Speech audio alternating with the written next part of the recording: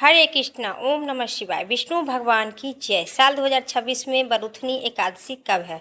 वैशाख मास कृष्ण पक्ष में आने वाली बरुथनी एकादशी का विशेष रूप से सौभाग्य और पुण्य देने वाली माना गया है।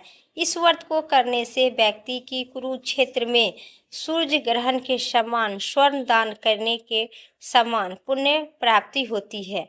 आइए जानते हैं सटीक तारीख, शुभ मुहूर्त और पूजा विधि के बारे में संपूर्ण जानकारी। वीडियो के लास्ट तक जरूर देखें और संपूर्ण जानकारी प्राप्त करें।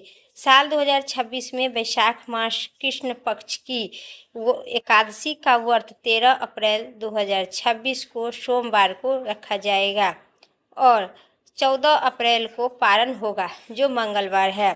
जानिए सही मुहूर्त और पूजा विधि और महत्व के बारे में विस्तार पूर्वक जानिए।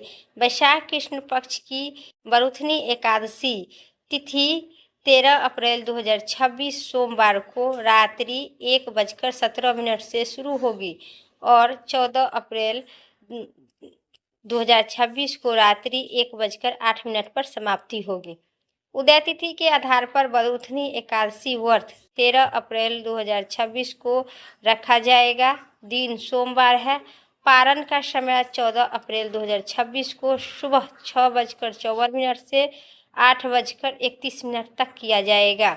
दिन मंगलवार है। हरिवासल समाप्त होने के बाद ही पारण करना शुभ मानी जाती है। तो आप 13 अप्रैल को व्रत रखें सोमवार को और 14 अप्रैल को पारण करें मंगलवार को। 13 अप्रैल के शुभ मुहूर्त जानिए विस्तार से।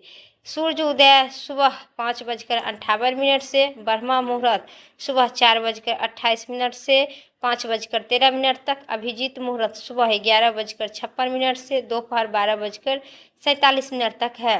निश्चिता मुहूर्त रात्रि 11:59 से देर रात 12:44 तक रहेगा। पुराणों के अनुसार बरुथनी एकादशी का व्रत 10,000 वर्ष की तपस्या के बराबर पुण्य फल देता है।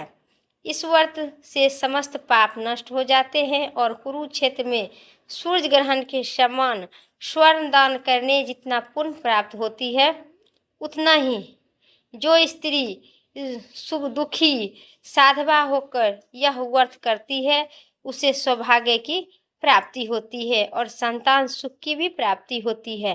तन मन धन से इस व्रत को करने से संपूर्ण मनोकामना पूर्ण होती है।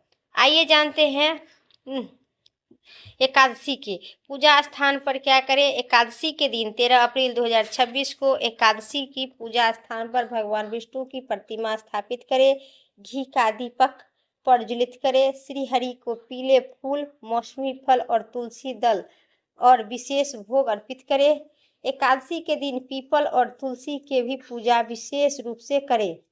व्रत करें। व्रत के कथा का पाठ करें, मंत्र का जाप करें और अंत में कर्पूर गणन लेके आरती करें। एकादशी व्रत करने से व्यक्ति की शारीरिक, मानसिक और आध्यात्मिक लाभ मिलते हैं। पापों को नाश होने के लिए साथ ही सौभाग्य, संतान सुख और धन की प्राप्ति होती है।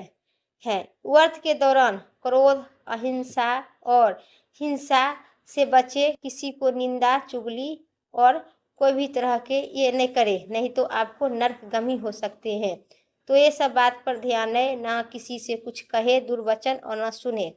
तो आज की जानकारी इतना ही था। उम्मीद करते हैं आपको इस जानकारी अच्छी लगे तो एक लाइक करके कमेंट बॉक्स में विष्णु भगवान की जय जरूर लिखें और आप सब किस दिन एकादशी व्रत करते हैं वो भी जरूर लिखें। फिर अगली वीडियो लेके आते हैं। तब तक के लिए आप सभी स्वस्थ और मस्त रहिए। हर हर महादेव। जय श्री राम।